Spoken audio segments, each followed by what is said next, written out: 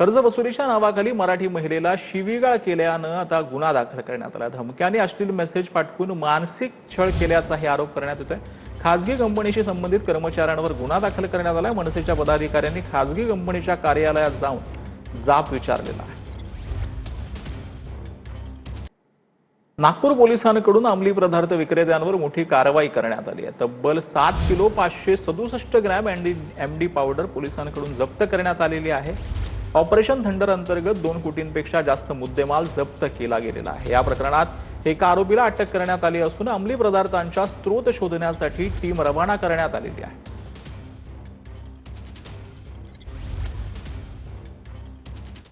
तर कल्याणमध्ये भाजप पदाधिकारी राम बनसोडेंसह शेकडो कार्यकर्त्यांचा राजीनामा। स्थानिक नेतृत्वावर नाराजी व्यक्त करत पक्षाला त्यांनी रामराम ठोकलेला आहे।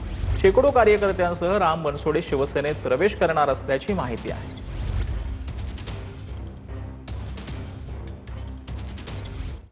तर पनवेलमध्ये उत्पादन शुल्क विभागानं कारवाईचा धडाका लावला। 11 ठिकाणी कारवाई करण्यात आली। हातभट्टी, दारू विक्री आणि निर्मिती केंद्रांवर मोठी कारवाई करण्यात आली। 313 लिटर दारू आणि 3800 लिटर रसायन यावेळेला जप्त करण्यात आलेलं आहे।